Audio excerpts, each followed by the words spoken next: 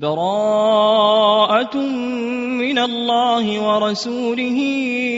إلى الذين عاهدتم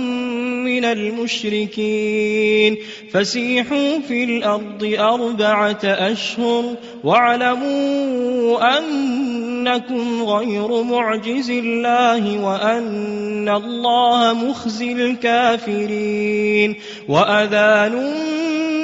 من الله ورسوله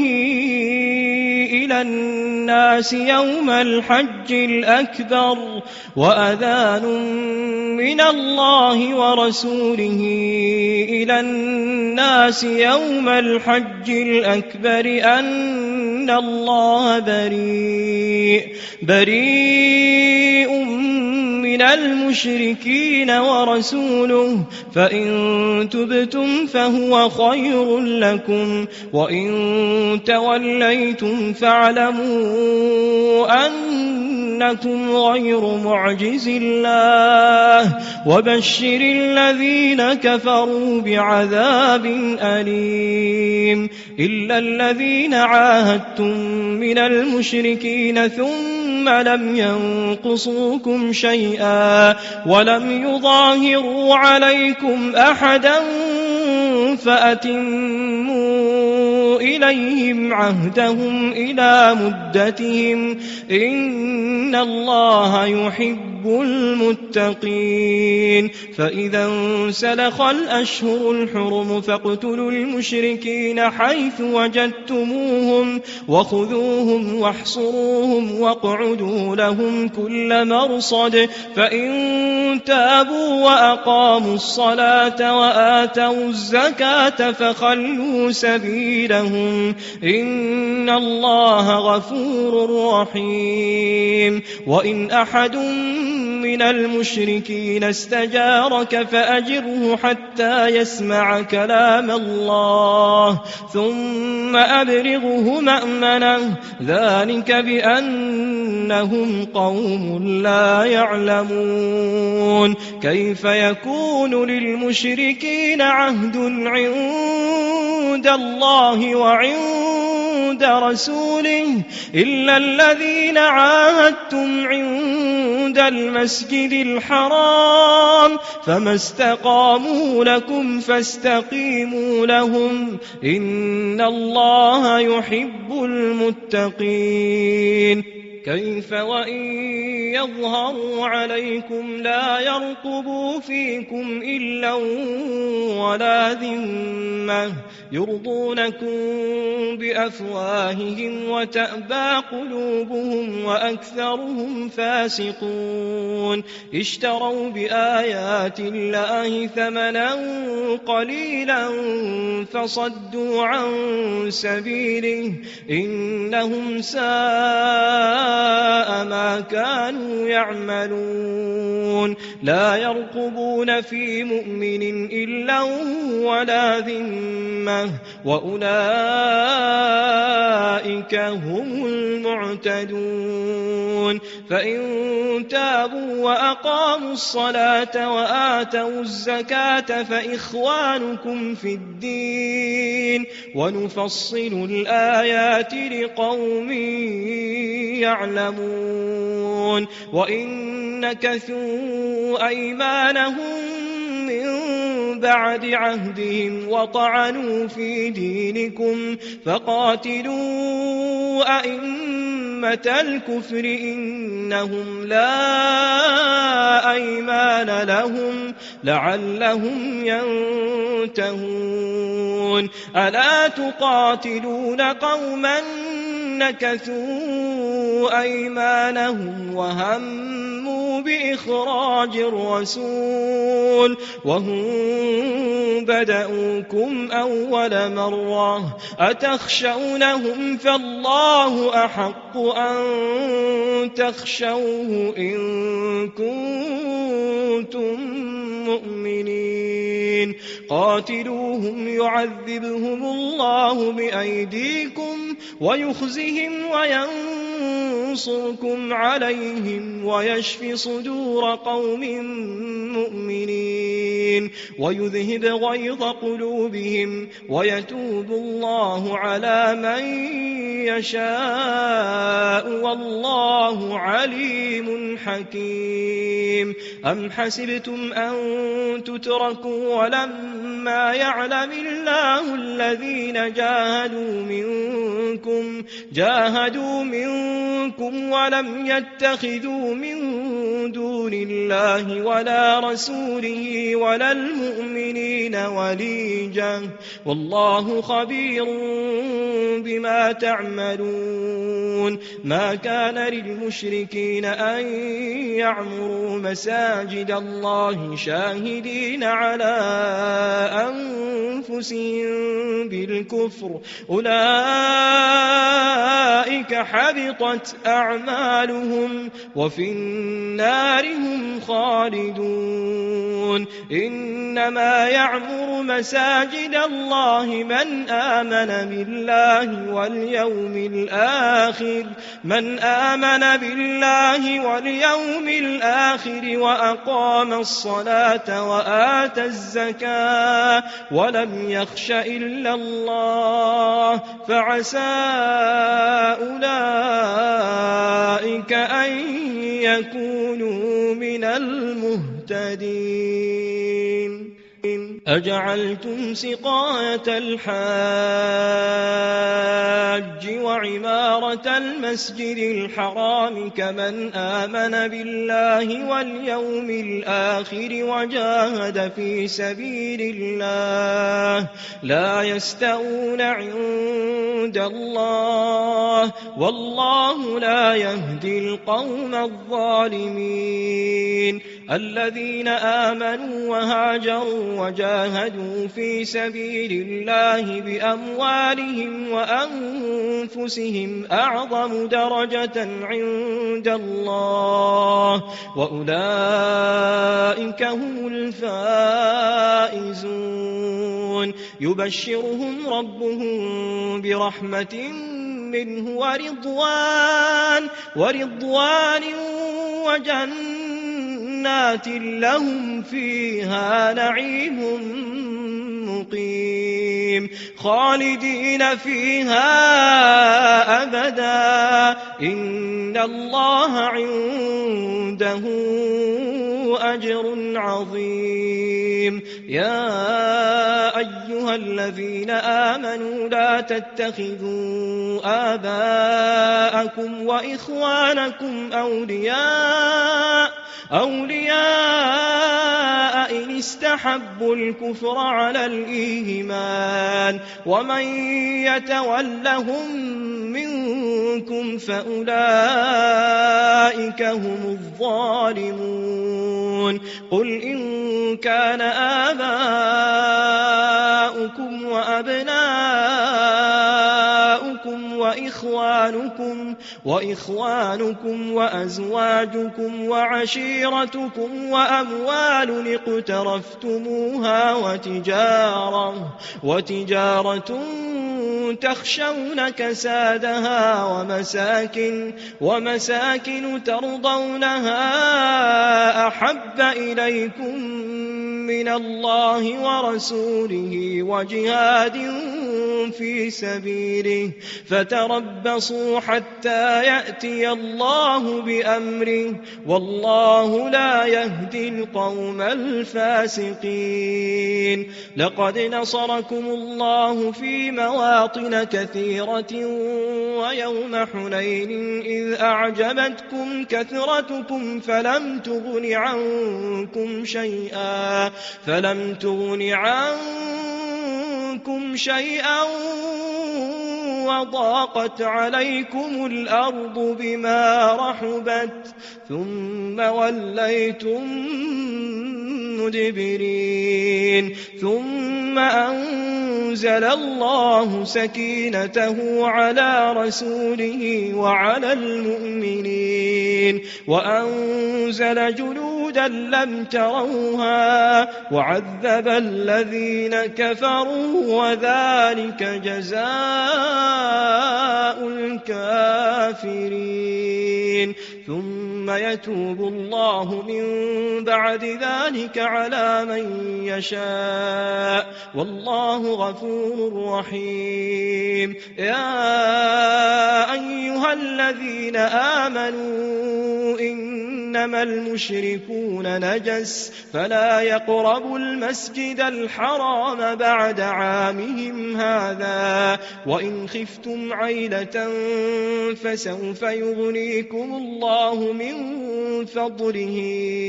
إن شاء إن الله عليم حكيم قاتلوا الذين لا يؤمنون بالله ولا باليوم الآخر ولا يحرمون ما حرم الله ورسوله ولا يدينون دين الحق من الذين أوتوا الكتاب حتى يعطوا الجزية عن يد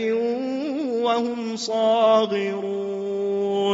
وقالت اليهود عزير ابن الله وقالت النصارى المسيح ابن الله ذلك قولهم بأفواههم يضاهئون قول الذين كفروا من قبل قاتلهم الله أنى يؤفكون اتخذوا أحبارهم ورهبانهم أربابا من دون الله والمسيح ابن مريم وما أمروا إلا ليعبدوا إلها واحدا لا إله إلا هو سبحانه عما يشركون يريدون أن يطفئوا نور الله بأفواههم ويأبى الله إلا أن يتم نوره ولو كره الكافرون هو الذي أرسل رسوله بالهدى ودين الحق ليظهره على الدين كله ولو كره المشركون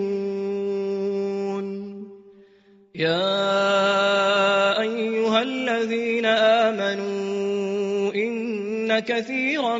من الأحبار والرهبان ليأكلون أموال الناس بالباطل ويصدون عن سبيل الله والذين يكنزون الذهب والفضة ولا ينفقونها في سبيل الله فبشرهم بعذاب أليم يوم يحمى عليها في نار جهنم فتكوى بها جباههم وجنوبهم وظهورهم هذا ما كنزتم لأنفسكم فذوقوا ما كنتم تكنزون إن عدة الشهور عند الله 12 شهرا في كتاب الله يوم خلق السماوات والأرض منها 4 حرم ذلك الدين القيم فلا تظلموا فيهن أنفسكم وقاتلوا المشركين كافة كما يقاتلونكم كافة واعلموا أن الله مع المتقين إنما النسيء زيادة في الكفر يضل به الذين كفروا يحلونه عاما ويحرمونه عاما ليواطئوا عدة ما حرم الله فيحلوا ما حرم الله زين لهم سوء أعمالهم والله لا يهدي القوم الكافرين يا أيها الذين آمنوا ما لكم إذا قيل لكم انفروا في سبيل الله اثاقلتم إلى الأرض أرضيتم بالحياة الدنيا من الآخرة فما متاع الحياة الدنيا في الآخرة إلا قليل إلا تنفروا يعذبكم عذابا أليما ويستبدل قوما غيركم ولا تضروه شيئا والله على كل شيء قدير إلا تنصروه فقد نصره الله إذ أخرجه الذين كفروا ثاني اثنين إذ هما في الغار إذ يقول لصاحبه لا تحزن إن الله معنا فأنزل الله سكينته عليه وأيده بجنود لم تروها وجعل كلمة الذين كفروا السفلى وكلمة الله هي العليا والله عزيز حكيم انفروا خفافا وثقالا وجاهدوا بأموالكم وأنفسكم في سبيل الله ذلكم خير لكم إن كنتم تعلمون لو كان عرضا قريبا وسفرا قاصدا لاتبعوك ولكن بعدت عليهم الشقة وسيحلفون بالله لو استطعنا لخرجنا معكم يهلكون أنفسهم والله يعلم إنهم لكاذبون عفى الله عنك لما أذنت لهم حتى يتبين لك الذين صدقوا وتعلم الكاذبين لا يستأذنك الذين يؤمنون بالله واليوم الآخر أن يجاهدوا بأموالهم وأنفسهم والله عليم بالمتقين إنما يستأذنك الذين لا يؤمنون بالله واليوم الآخر وارتابت قلوبهم فهم في ريبهم يترددون ولو أرادوا الخروج لأعدوا له عدة ولكن كره الله بعاثهم فثبطهم وقيل اقعدوا مع القاعدين لو خرجوا فيكم ما زادوكم إلا خبالا ولأوضعوا خلالكم يبغونكم الفتنة وفيكم سماعون لهم والله عليم بالظالمين لقد ابتغوا الفتنة من قبل وقلبوا لك الأمور حتى جاء الحق وظهر أمر الله وهم كارهون ومنهم من يقول ائذن لي ولا تفتني ألا في الفتنة سقطوا وإن جهنم لمحيطة بالكافرين إن تصبك حسنة تسؤهم وإن تصبك مصيبة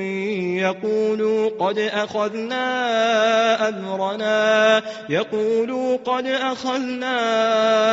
أمرنا من قبل ويتولوا وهم فرحون قل لن يصيبنا إلا ما كتب الله لنا هو مولانا وعلى الله فليتوكل المؤمنون قل هل تربصون بنا إلا إحدى الحسنيين ونحن نتربص بكم أن يصيبكم الله بعذاب من عنده أو بأيدينا فتربصوا إنا معكم متربصون قل أنفقوا طوعا أو كرها لن يتقبل منكم إنكم كنتم قوما فاسقين وما منعهم أن تقبل منهم نفقاتهم إلا أنهم كفروا بالله وبرسوله ولا يأتون الصلاة إلا وهم كسالى ولا ينفقون إلا وهم كارهون فلا تعجبك أموالهم ولا أولادهم إنما يريد الله ليعذبهم بها في الحياة الدنيا وتزهق أنفسهم وهم كافرون ويحلفون بالله إنهم لمنكم وما هم منكم ولكنهم قوم يفرقون لو يجدون ملجأ أو مغارات أو مدخلا لولوا إليه وهم يجمحون ومنهم من يلمزك في الصدقات فإن أعطوا منها رضوا وإن لم يعطوا منها إذا هم يسخطون ولو أنهم رضوا ما آتاهم الله ورسوله وقالوا حسبنا الله سيؤتينا الله من فضله ورسوله إنا إلى الله راغبون إنما الصدقات للفقراء والمساكين والعاملين عليها والمؤلفة قلوبهم وفي الرقاب والغارمين وفي سبيل الله وابن السبيل فريضة من الله والله عليم حكيم ومنهم الذين يؤذون النبي ويقولون هو أذن قل أذن خير لكم يؤمن بالله ويؤمن للمؤمنين ورحمة للذين آمنوا منكم والذين يؤذون رسول الله لهم عذاب أليم يحلفون بالله لكم ليرضوكم والله ورسوله أحق أن يرضوه إن كانوا مؤمنين ألم يعلموا أنه من يحادد الله ورسوله فأن له نار جهنم خالدا فيها ذلك الخزي العظيم يحذر المنافقون أن تنزل عليهم سورة تنبئهم بما في قلوبهم قل استهزئوا إن الله مخرج ما تحذرون ولئن سألتهم ليقولن إنما كنا نخوض ونلعب قل أبالله وآياته ورسوله كنتم تستهزئون لا تعتذروا قد كفرتم بعد إيمانكم إن نعف عن طائفة منكم نعذب طائفة بأنهم كانوا مجرمين. المنافقون والمنافقات بعضهم من بعض يأمرون بالمنكر وينهون عن المعروف ويقبضون أيديهم نسوا الله فنسيهم إن المنافقين هم الفاسقون. وعد الله المنافقين والمنافقات والكفار نار جهنم خالدين فيها هي حسبهم ولعنهم الله ولهم عذاب مقيم. كالذين من قبلكم كانوا أشد منكم قوة وأكثر أموالا وأولادا فاستمتعوا بخلاقهم فاستمتعتم بخلاقكم كما استمتع الذين من قبلكم بخلاقهم وخضتم كالذي خاضوا أولئك حبطت أعمالهم في الدنيا والآخرة وأولئك هم الخاسرون. ألم يأتهم نبأ الذين من قبلهم قوم نوح وعاد وثمود وقوم إبراهيم وأصحاب مدين والمؤتفكات أتتهم رسلهم بالبينات فما كان الله ليظلمهم ولكن كانوا أنفسهم يظلمون. والمؤمنون والمؤمنات بعضهم أولياء بعض يأمرون بالمعروف وينهون عن المنكر ويقيمون الصلاة ويؤتون الزكاة ويطيعون الله ورسوله أولئك سيرحمهم الله إن الله عزيز حكيم. وعد الله المؤمنين والمؤمنات جنات تجري من تحتها الأنهار خالدين فيها ومساكن طيبة في جنات عدن ورضوان من الله أكبر ذلك هو الفوز العظيم. يا أيها النبي جاهد الكفار والمنافقين واغلظ عليهم ومأواهم جهنم وبئس المصير. يحلفون بالله ما قالوا ولقد قالوا كلمة الكفر وكفروا بعد إسلامهم وهموا بما لم ينالوا وما نقموا إلا أن أغناهم الله ورسوله من فضله فإن يتوبوا يك خيرا لهم وإن يتولوا يعذبهم الله عذابا أليما في الدنيا والآخرة وما لهم في الأرض من ولي ولا نصير. ومنهم من عاهد الله لئن آتانا من فضله لنصدقن ولنكونن من الصالحين. فلما آتاهم من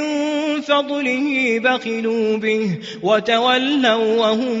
معرضون. فأعقبهم نفاقا في قلوبهم إلى يوم يلقونه بما أخلفوا الله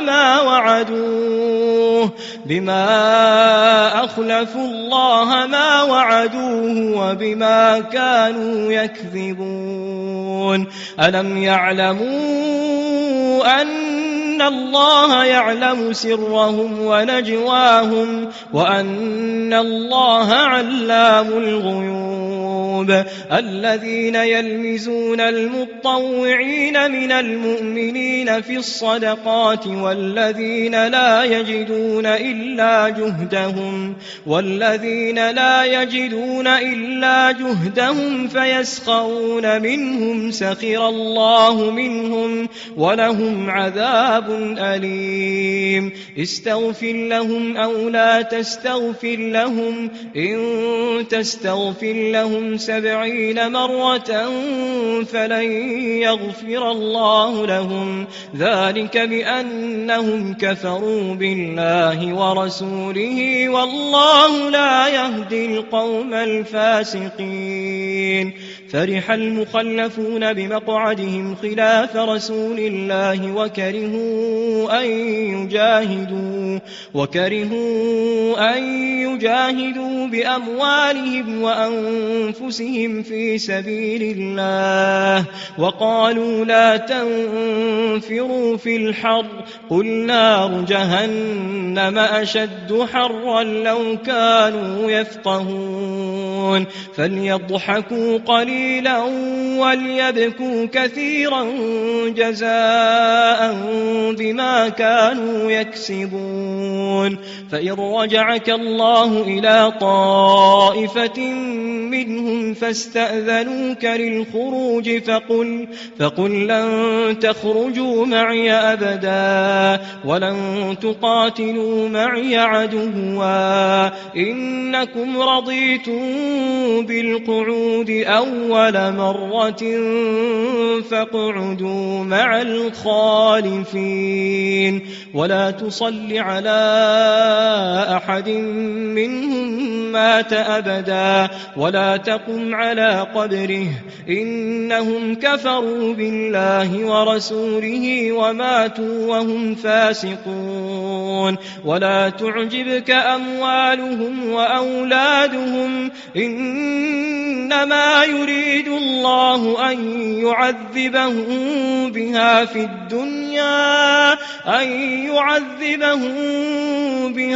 الدنيا وتزهق أنفسهم وهم كافرون وإذا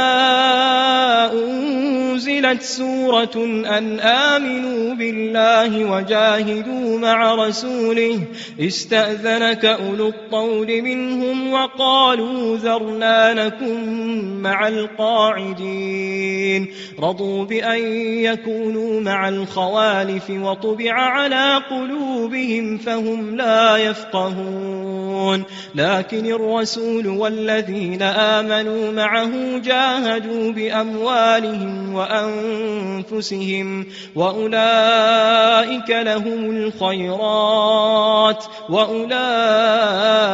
هم المفلحون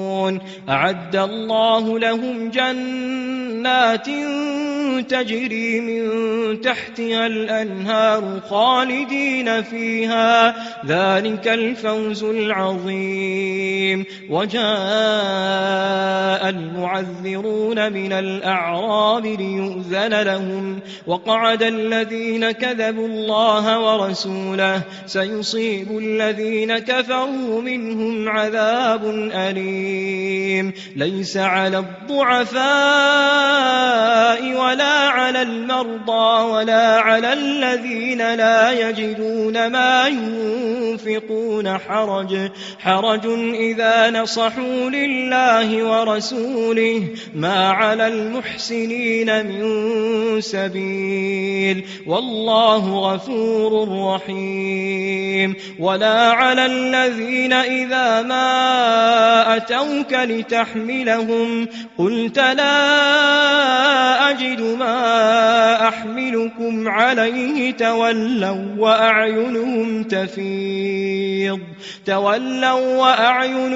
تفيض من الدمع حزنا ألا يجدوا ما ينفقون إن إنما السبيل على الذين يستأذنونك وهم أغنياء رضوا بأن يكونوا مع الخوالف وطبع الله على قلوبهم فهم لا يعلمون يعتذرون إليكم إذا رجعتم إليهم قل لا تعتذروا لن نؤمن لكم قد نبأنا الله من أخباركم وسيرى الله عملكم ورسوله ثم تردون إلى عالم الغيب والشهادة فينبئكم بما كنتم تعملون سيحلفون بالله لكم إذا انقلبتم إليهم لتعرضوا عنهم فأعرضوا عنهم إنهم رجس ومأواهم جهنم جزاء بما كانوا يكسبون يحلفون لكم لترضوا عنهم فإن ترضوا عنهم فإن الله لا يرضى عن القوم الفاسقين الأعراب أشد كفرا ونفاقا وأجدر ألا يعلموا حدود ما أنزل الله على رسوله والله عليم حكيم ومن الأعراب من يتخذ ما ينفق مغرما ويتربص بكم الدوائر عليهم دائرة السوء والله سميع عليم ومن الأعراب من يؤمن بالله واليوم الآخر ويتخذ ما ينفق قربات عند الله وصلوات الرسول ألا إنها قربة لهم سيدخلهم الله في رحمته إن الله غفور رحيم والسابقون الأولون من المهاجرين والأنصار والذين اتبعوهم بإحسان رضي الله عنهم ورضوا عنه وأعد لهم جنات تجري تحتها الأنهار خالدين فيها أبدا ذلك الفوز العظيم وممن حولكم من الأعراب منافقون ومن أهل المدينة مردوا على النفاق لا تعلمهم نحن نعلمهم سنعذبهم مرتين ثم يردون إلى عذاب عظيم وآخرون اعترفوا بذنوبهم خلطوا عملا صالحا وآخر سيئا عسى الله أن يتوب عليهم إن الله غفور رحيم خذ من أموالهم صدقة تطهرهم وتزكيهم بها وصل عليهم إن صلاتك سكن لهم والله سميع عليم ألم يعلموا أن الله هو يقبل التوبة عن عباده ويأخذ الصدقات وأن الله هو التواب الرحيم وقل اعملوا فسيرى الله عملكم ورسوله والمؤمنون وستردون إلى عالم الغيب والشهادة فينبئكم بما كنتم تعملون وآخرون مرجون لأمر الله إما يعذبهم وإما يتوب عليهم والله عليم حكيم والذين اتخذوا مسجدا ضرارا وكفرا وتفريقا بين المؤمنين وإرصادا لمن حارب الله ورسوله من قبل وليحلفن إن أردنا إلا الحسنى والله يشهد إنهم لكاذبون لا تقم فيه أبدا لمسجد أسس على التقوى من أول يوم أحق أن تقوم فيه رجال يحبون أن يتطهروا والله يحب المطهرين أفمن أسس بنيانه على تقوى من الله ورضوان خير أم من أسس بنيانه على شفا جرف فانهار به في نار جهنم والله لا يهدي القوم الظالمين لا يزال بنيانهم الذي بنوا ريبة في قلوبهم إلا أن تقطع قلوبهم والله عليم حكيم إن الله اشترى من المؤمنين أنفسهم وأموالهم بأن لهم الجنة يقاتلون في سبيل الله فيقتلون ويقتلون وعدا عليه حقا في التوراة والإنجيل والقرآن ومن أوفى بعهده من الله فاستبشروا ببيعكم الذي بايعتم به وذلك هو الفوز العظيم التائبون العابدون الحامدون السائحون الراكعون الساجدون الآمرون بالمعروف والناهون عن المنكر والحافظون لحدود الله وبشر المؤمنين ما كان للنبي والذين آمنوا أن يستغفروا للمشركين ولو كانوا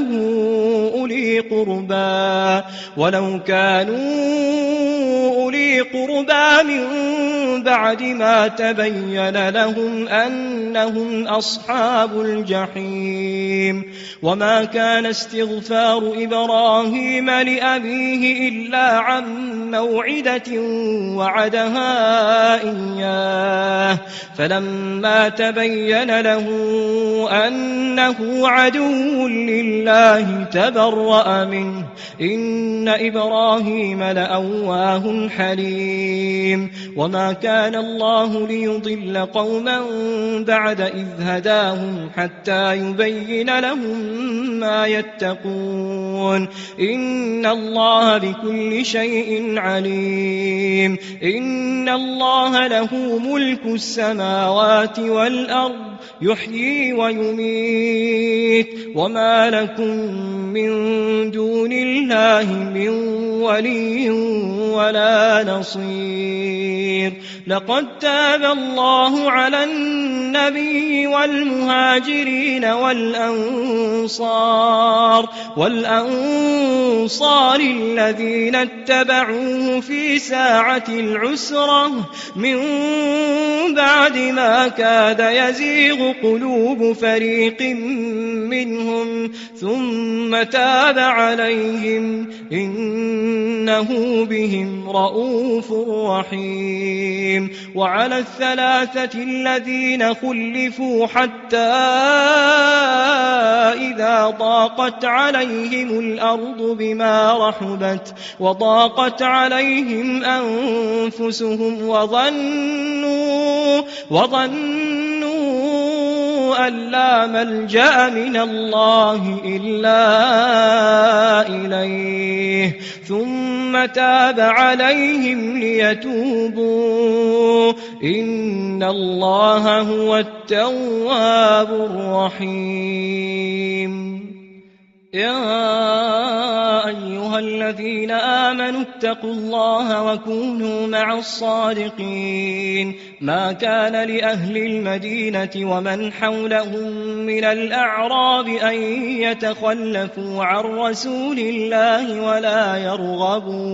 ولا يرغبوا بأنفسهم عن نفسه ذلك بأنهم لا يصيبهم ظمأ ولا نصب ولا مخمصة في سبيل الله ولا يطؤون موطئا يغيظ الكفار ولا ينالون من عدو نيلا إلا كتب لهم به عمل صالح إن الله لا يضيع أجر المحسنين ولا ينفقون نفقة صغيرة ولا كبيرة ولا يقطعون واديا إلا كتب لهم ليجزيهم الله أحسن ما كانوا يعملون وما كان المؤمنون لينفروا كافة